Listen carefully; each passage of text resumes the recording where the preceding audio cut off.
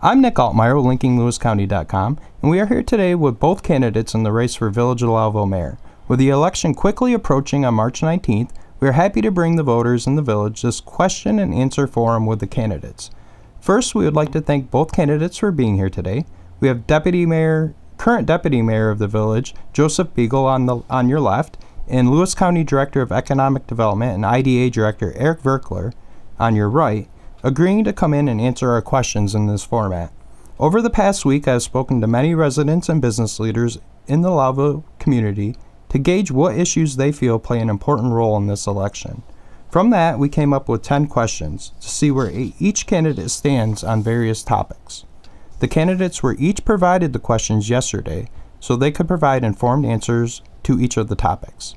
This allowed them some time to research certain topics if necessary, so they could provide an answer on their position. For this discussion, the candidates have agreed to the following format. Each candidate will start with a 90-second introduction. We randomly selected the order when the candidates arrived. We will then ask a series of 10 questions, with each candidate having 1 minute to respond. Candidates will alternate who answers first. I may intervene with a follow-up question in some instances as deemed necessary. Following the questions, each candidate will have 90 seconds to provide a closing statement. Thank you, candidates, for coming in this afternoon, and we will now get started with Eric Verkler, who was selected to go first in the opening statement round. Thank you very much, Nick, for having us today and for linking Lewis County to providing this opportunity to address the public and the citizens of Lowville. And thank you to Joseph Beagle for agreeing to do this. I think it's a great format and a good opportunity for both of us. I look forward to being a candidate for village mayor and certainly looking for support from the voters. I have been interested in the village of Lowville and operations of the village government for many years. I served in the past as a trustee for 2 years, and I also worked for the village as the clerk treasurer administrator for 4 years, from 2005 to 2009. Since that time, again, I've remained interested in what happens with the village and how our government works, and very much looking forward to getting back involved on a more formal basis. That's where my desire to run for mayor came from. I think that I have the experience to bring to that position, the interest to work with the rest of the Board of Trustees and the staff for the Village of Lowville, and do what we can to make the community a better place and take the village forward into the future. So I'm happy to have this opportunity to answer some questions and talk about what I think, and hopefully I'll have a great session today. Okay, thank you, Eric. And Joseph.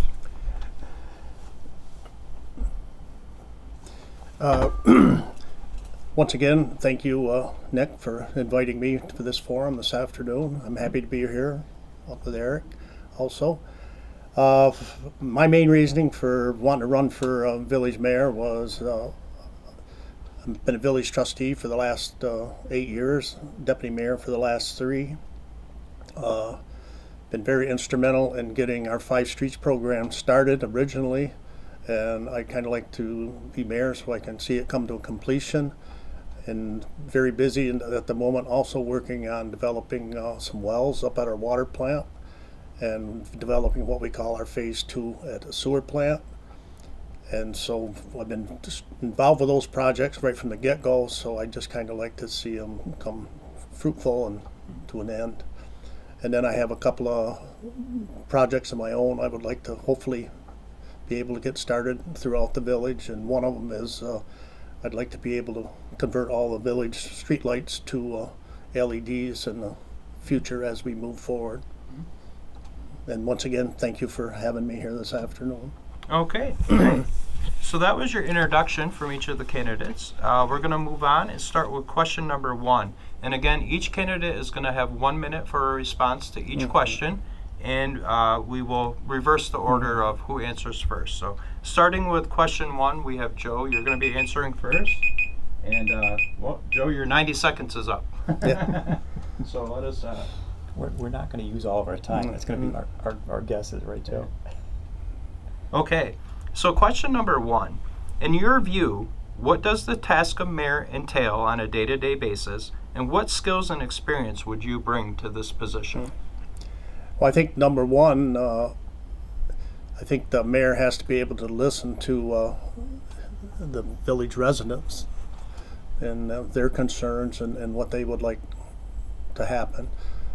And I also think that the mayor needs to work strongly with his staff as far as his management people to not try and micromanage them, but to make sure things are done properly. And I believe the skills I have, I've had a lot of experience in dealing with equipment purchases. I've managed a department that had over 35 employees in it. I've worked on budgets. I've worked with insurance companies and warranty claims on equipment. And I've just done a vast number of things in my time, and I think I have the experience. Okay. And same question for you, Eric. Did you want me to read the question again? Nope, that's good. Thanks, Nick. I would say, day-to-day basis, what's a mayor's responsibilities, similar things to what Joseph has mentioned. Quite a bit of it is working with the staff for the Village of Lowville, working with the rest of the board to guide the decisions and the direction that the village takes on current projects and future projects. Making sure that citizens are heard and that issues that are happening in the community are taken care of. So I think that's a lot of what the activity is. I don't know that, being the mayor, you're one person out of 5 that votes on decisions. You do get a little bit more involved, I would think, on a day-to-day basis. But to a great extent, I think the day-to-day activities, you're a guide and a resource. The experiences that I bring, I've been in that type of role for many years in my career as an executive director of an organization or managing finances for the Village of Lowville, for the Lewis County General Hospital. I've had a great experience with finance, budgeting, and working with people and coordinating and cooperating with other people and organizations. Okay. And just as a follow-up question that kind of fits in good with this topic, currently the mayor offers office hours once a week. I think it's on Wednesdays. Could I ask you both briefly, do you plan to hold office hours on a regular basis as mayor? Joe? I have thought about it, but my main plan is being retired. I plan on being in the office a minimum of 3 days a week, probably 3 to 4 hours a day. So I figure I'll be in and out of that office quite a lot, so easy for people to get a hold of me. Okay. And Eric, would you plan on having specific office hours, or? I would not envision having defined and specific office hours. I think as I get into that role, if the situation requires, I would see what I can do to make that happen. Other than that, I think I can find a way to make myself available as needed for staff, for other board members, and if our public has issues, I will be available when needed. Perfect. Thanks for letting me sneak that one in. Okay, question number 2, we're going to start with Eric. Do you feel Lowville is being well served with a part-time mayor position, and or do you support creating a position to oversee the day-to-day operations of the village? Given that I've not been involved on a day-to-day basis currently, I think it's hard for me to specifically answer that question that a part-time mayor or creating a position is the right answer. That's something I would certainly want to get more engaged in, what's going on with the village and what the thoughts of the rest of the board will be. With that said, I do think that there's a lot of activity at the village, and I think an organization of that size is going to require someone to be leading the decision making and leading the day-to-day activities. So whether that's a mayor, a part-time mayor, or a staff member that really is taking the lead on a lot of the activities for the village, I do think that there needs to be a focus to ensure that there is that type of presence. Again, leading an organization with the size of the Village of Lowville, it's hard for that to happen without one individual being at the top of the pyramid to some extent. Okay. And same question for you, Joe. Do you need me to reread the question? No. Okay. Myself, at this point, I feel a part-time mayor is really all that Lowville needs, only because we have an excellent staff in the office down there, and I just feel that they're on board with everything, and our superintendent is in charge pretty much of water, sewer, and the DPW, and then under him there's a DPW foreman that's in charge of the guys basically, and assigns work when the superintendent's not available. So it seems to be a pretty smooth running operation just the way it is, and so I don't think we need to bring in extra people at this point. Okay. So question number 3 is going to go, we're going to start with Joe on this one. And the question is, what is the largest issue currently facing the village in your opinion? I think probably, in my opinion, the largest issue facing the village, and we're doing our best right now to get a handle on it, is basically the infrastructure, because a lot of our infrastructure is close to 100 years old. And the number one infrastructure, I think, right now, which we're in a process of working on, is our water system. I think we need to upgrade our capacity and be able to have more capacity. That way we can make sure that our industry that's already here has what they need, but I would also like to be able to, any other industry that wants to come into the area, be able to say, yes, we got all the water, sewer you need. We'd be more than glad to hook you up. Okay. And same question for you, Eric. Sure. I think definitely, I think infrastructure is the first thing that comes to mind is the largest issues facing the village, and that covers, I think the water system, the wastewater system, the roads. Those are definitely key areas. That's the first obvious answer. And I think, as Joe stated, it's important from a growth perspective, from an economic perspective, to make sure we have the capacity to serve current customers and future customers. I would think the second answer that comes to my mind, and maybe even more important if you think about it, is encouraging growth. Downtown revitalization and redevelopment, those are the things that really drive a successful community. That type of growth and renewing some tax base is important to the infrastructure changes that need to be made. So I think we need to focus on those efforts also, because with improvement in our tax base, that will help our projects that need to be done for our infrastructure. All right, and thank you. Now, question number 4, you both kind of touched on it during your last answers, but this is focusing in on infrastructure, and what infrastructure is in greatest need of improvement in the village? So I think you kind of discussed it a little bit, but this is a question that comes up a lot when we're out on the street talking to people. So in your opinion, what do you see that as? Well, number one, I think it was what I'd said earlier, the water. But the second thing would be our transmission mains for like our water and our sewer. Because a lot of the old sewer lines are clay tiles, and the tree roots and things tend to get into them, and they get cracked, and they get a lot of excess rainwater seeps into them when we get heavy rains, and that kind of causes some problems down at the sewage plant. And the other thing is the village has ways expanded over the years with blacktop and everything going down in parking lots and things. The drainage is not there, and so I think we need to continue on with our upgrades of putting in new storm drains with catch basins and everything to be able to drain the water away and stop some of the flooding that's been going on in the village.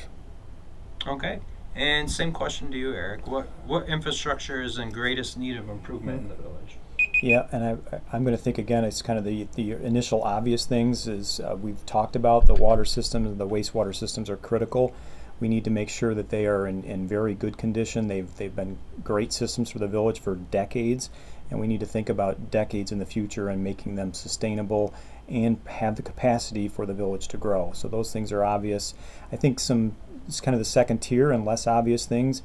Sidewalks. We want the village to be a livable place and a place that people want to move to and live in. So it's things like sidewalks, It's things like downtown revitalization and keeping the downtown looking good. Those are infrastructure things that we can also focus on. The roads and the streets, same thing. It's hard for people to be proud of their community and want to live in a place like this if they don't have easy access, good streets, good sidewalks. Excellent. Okay, next question we're going to start out with Eric. This one comes up a lot, and this is kind of an interesting question, and this topic's brought up a lot to me, so we figured it would be good to see where you guys stand on this. As the county seat, Lowville is home to many employment, shopping, services, and other opportunities in Lewis County, not only for village residents, but all county residents. With Lewis County being one of the few counties in the state that does not share sales tax revenue with the local municipalities, what role, if any, should the county take in assisting the village in the upkeep of infrastructure to support these opportunities to all county residents? Well, my first thought to that, Nick, is I think we have to be careful in telling the county what role they should take in helping us with our infrastructure. But as you point out, I mean, given our situation as the county seat and a significant amount of non-taxable property, that's an issue that we need to deal with. I think we need to do that on a cooperative basis and discussing with the village and how is this solved in the future, having a good negotiation and a good discussion to determine what is a solution that works for the village of Lowville, works for the other municipalities in the county, and works for the county also. So some solution certainly should be looked at, needs to be done on a cooperative basis, and something that can help benefit the village residents. Okay, excellent. Tried to keep it short. Okay. And Joe, same question for you. Well, knowing that actually the county is second in line as far as tax exempt property within the village, the school's number one. And the village maintains police protection, they maintain fire protection, they plow streets, street lighting, and the county benefits from all of that. And so I think the biggest thing the county could do to help the village with their infrastructure part would be, number one, take the tax off our watershed and our transmission lines, and then maybe share some of their sales tax with the village, so we could continue to use that savings to put into additional upgrading of the water and sewer system. Mm-hmm. Okay. Nick, could we keep going on that one a little bit? Sure. Just another thought, which I would think Joe and I would share a thought. I mean, that's a complicated topic, right. And as Joe just said, it's not just the county, it's the school system, it's all the other nonprofits that find their home in the village because we are the county seat. And there's other creative ways that cities have done to find a negotiation, an agreement where those nonprofits provide some funding. So I think the village. Okay, so question number 6, we're going to start with Eric, and the question is, how would you describe the current level of cooperation between the village and county, and what, if any, measures would you implement as mayor to ensure the proper level of cooperation is there? I would have to start by saying I'm not exactly sure what current and recent cooperation and discussion has been between the village and the county, but I do think from past history and things I'm aware of, I certainly think that there is room for improvement between the discussions and the relationship between the two entities. I think that's a very important topic. Just back to the last question we talked about, there needs to be discussion and negotiation and cooperation on how we all work together to benefit the citizens of Lowville and the citizens of Lewis County. I pride myself on the fact that I can work with people. I have no problem asking hard questions, having good discussions, and that's something that I would certainly be interested in doing, is opening up those discussions and making sure that we're all talking together and working together to come up with good solutions. Okay. And Joe, same question for you. Well, sometimes I don't think our boards really see eye to eye on a few things, but when it comes to like the village and the county highway departments, those guys work together every day. I mean, they share equipment and whatnot. If somebody needs a truck to haul blacktop, if they're doing a paving job or what, they work together to make sure it happens.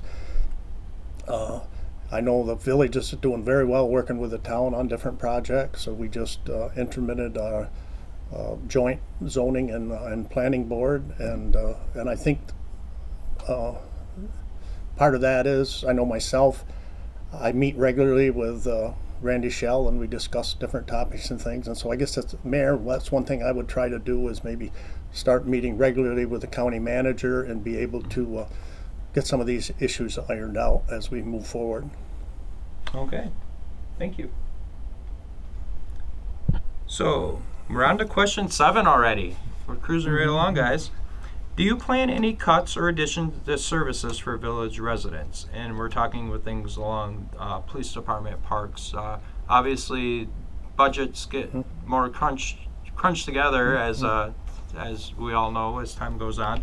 So our understanding is, and we checked on this morning to see, it's kind of the end of the budget year for the village, and the village is kind of in the hole, it looks like, for this budget year right now. So we're just wondering, like, what you guys have in mind as far as services to the village. Would there be cuts or additions in your opinion? So we're starting with Joe on this question. You're right. We are in the budget process right now for next year, and right now it's looking, the water and sewer funds, we're on good ground with them. The general fund, but there again, the tax base is not really there. We got to do some adjustments on that yet, but right now there's no plans to cut any services at all. We want to try and keep all the services we originally have. And one thing we're plan on bringing back is, last summer we'd cut out to try and save some money, the brush pickup, and we're hoping to bring that back as a bi-monthly pickup again this year for the residents. Okay. And Eric, same question for you. My first thought to that one, Nick, is actually transparency in the budgeting process. I have not seen anything in the public recently on what the village's budget will be for this future year and what the process is like. So I think that's something as a village we need to be transparent about, is to tell the citizens what the budget's like, and then we can get their feedback on what services are important and what we have to pay for and what maybe was something we could rethink. So I think that's an important point to make. I don't go into the position with any thoughts on cuts or changes and improvements. Want to learn more from the rest of the board and the staff and see, what is needed. But I do think those key things that our residents are looking for, brush pickup, as Joe mentioned, those are things that we want to make sure we can do, and think about things that might need to change, whether they're improvements or cuts. Okay. Yes, Joe. Can I just comment one more on it? I'd just like the residents to know that our budget is always, once we get it done, it will be on the village's website. They can go in there and take a look at it, and then they're welcome to come to our meetings. We'll be having a public hearing on it, and to give us any comments they might have on the budget. Okay. Any follow-up, Eric? No, I'm good. Okay. Thank you. If I could follow up on that question a little bit to press into one that talking to village residents comes up occasionally, and that's with the full-time police department. So I guess if I could get each of you on the record of, at this point, are you in favor of continuing a full-time police department in the village, or is that something that you think needs to be looked at? I would start by saying I think that's an area that would be great to get feedback from our citizens and our residents. I don't know the exact dollars, but I'm sure that's a pretty significant part of our annual budget, so it's an important topic. So I think that's something that needs to be looked at, and to get the opinions of our citizens and residents. Certainly there's other things that could be thought about, working in cooperation with the sheriff's department. That's something that everybody talks about. The security and safety of our residents is very important. Yes. So we want to make sure that's in place, and make sure we understand what makes the most sense for how we spend our money. Okay. And Joe? I'll admit, police department's over 20% of our budget, but at the moment, I think the village would be hard pressed if we didn't have a police department. The only thing is, because the sheriff's department has to cover such a large area, I think it would take them a long time to get into the village if we needed them for something. So I'd prefer to keep our village police department at the time. Okay. Thank you. Thank you for taking that extra question. So question number 8, we're going to start with Eric. And the question is, how do you propose attracting businesses into the emptying downtown area?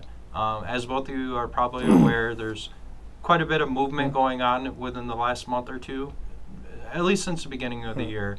A lot of places are starting to leave the downtown area. So what are your ideas and thoughts for attracting the businesses back into downtown? I think some of that starts with just cooperation and support and providing an attitude of improvement and working with those downtown businesses, that they know the village is there to support them, and that if they make improvements into their business, that they're going to see some benefit from that also. So I think it's from a cooperative approach. The village wants that type of improvement, and we want to hope that the property owners want the same thing. Some things I think the village can help with is I think I mentioned guidance before, but opportunities for grant funds or other financing that can help those downtown property owners. I think we could think about a program for tax incentives for improvements to their properties. Is there a way the village could be involved in giving a slight reduction if someone makes an investment in their property? Things that, over the long term the village would benefit from. So I think there's many things we can do. It starts, I think, with cooperation and communication. Okay. And Joe, same question for you. Well,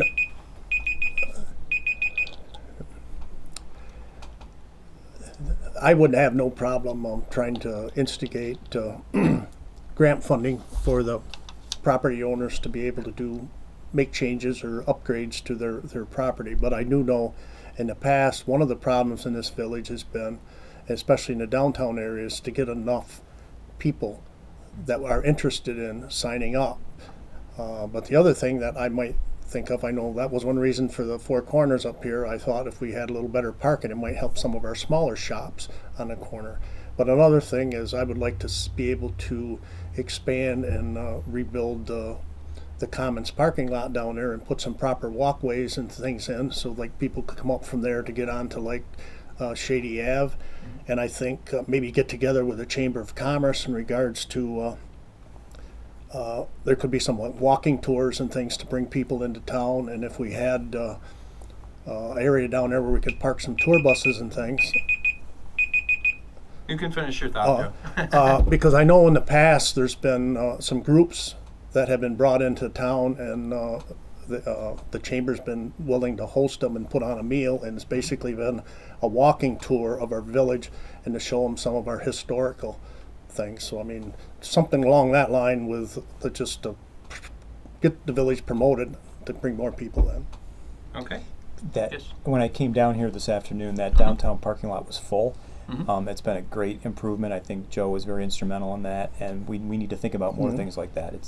Those are great things that will benefit the downtown. It beats the empty lot that was sitting there for 10 years. Absolutely. All right. So we're on to question number 9. Joe's going to start us off with this one. How important is grant funding to completing infrastructure improvements, and how do you propose the village take advantage of all funding opportunities available? Well, I think grant funding is very important to the village, and one way the village right now is in the process of taking benefit is we're working with our engineers.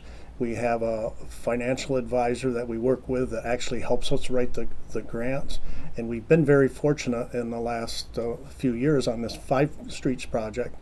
We've been able to secure over $10.5 million towards that project, and we were also able to get a 0% 30-year loan, which it's not going to cause our taxes to go up. I mean, as far as and we've already received a 2.7 million grant towards our sewer upgrades, and we're in the process right now of applying for a water grant. So I think basically when they come down the pike, we just keep going after them. Okay. And Eric, same question to you.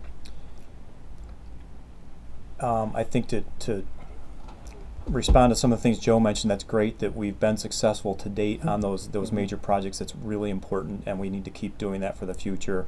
And also, I think, as Joe said, using the experts that the village is working with, the engineering firm, the financial consultant, those folks have the expertise for that. I think we want to make sure that the village staff has knowledge and can pay attention to what grant opportunities are out there, so we use our own resources also to take advantage of every opportunity we can. In my career over the last 15 to 20 years, I've been very involved in grants for private businesses and for municipalities. Millions of dollars my office has been involved in. So I will bring that expertise and that knowledge, and I think using the knowledge of our staff and our consultants. Okay, excellent. So we're on to our last question, and this is another question, and out talking to business people and village residents in the community. This was a topic that actually comes up more often than you would think. So the question is, and it's going to go to Eric first, do you support looking into the cost benefits and researching the pluses and or minuses of consolidating the village with the town of Lowville? I'm very open to, yeah.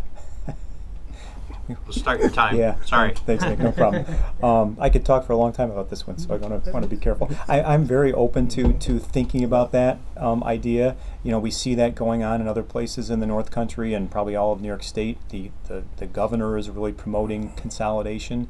So whether it's actually consolidating and studying consolidation makes sense, but certainly just sharing services and working together. I think Joe talked earlier about the highway departments work together very well. We've talked a little bit earlier about codes enforcement, which maybe we could benefit from what the county can provide. Grant writing, there's other resources and sharing that we can do. So very open to the ideas to talk about more specifically with the town of Lowville and see where that discussion goes, but also really just making sure we're sharing and cooperating with not only the town, the county, and other surrounding towns. Okay. And Joe, same question for you. I have nothing against shared services with whether it be the county, the town, or who, but when it comes to dissolving the village into the town of Lowville, I'd be definitely against it.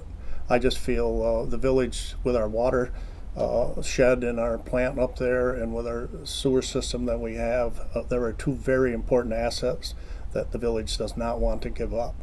And furthermore, if people were to do a little research, the history in this village, it was established in 1854, but if they go back and look at some of our forefathers in the history, I would not want the village of Lowville to go off the map. There's just too much history here as far as I'm concerned. And we have, like I say, invested in our water and our sewage plant. We couldn't ask for better infrastructure there. Okay, excellent. So I think we've made it through each of the questions. So if you guys are ready, we can go ahead and start the closing statement. So we have Joe. Eric will be going first on closing statement. So Eric, if you want to go ahead and start your closing statement.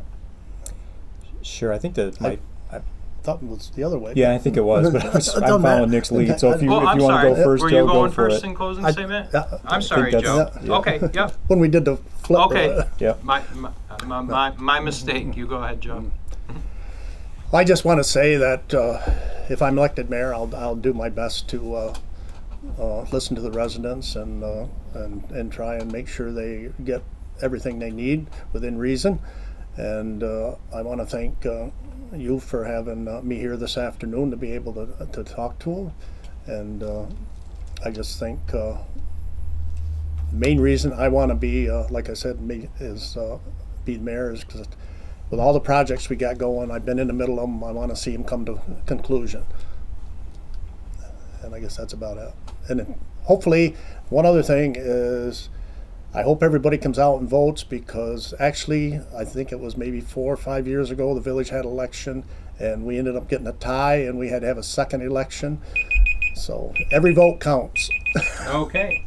And just to remind everybody again before Eric gets started, Election Day is March 19th, And included with this little question and answer form here, we're going to have all the details. We have, you both provided candidate statements. We have some letters of support, things like that. So that'll all be included with this package as well. So Eric, if you want to go ahead and give your closing statement. Definitely, and I'm going to start by going back to the last question, because I appreciate some of Joe's comments about the history of Lowville, and I think we need to be open to thinking about change. I'm not at all in favor of dissolving the village of Lowville, but we need to think about the future. We need to think about changes. We can't worry about a water system or a wastewater system that we own or don't own. We just need to think about what the best way to go forward for the village of Lowville, and I think that's what I would bring to this position is, you know, the vision and thinking about the future, thinking about where the village goes, and then the best way to get there.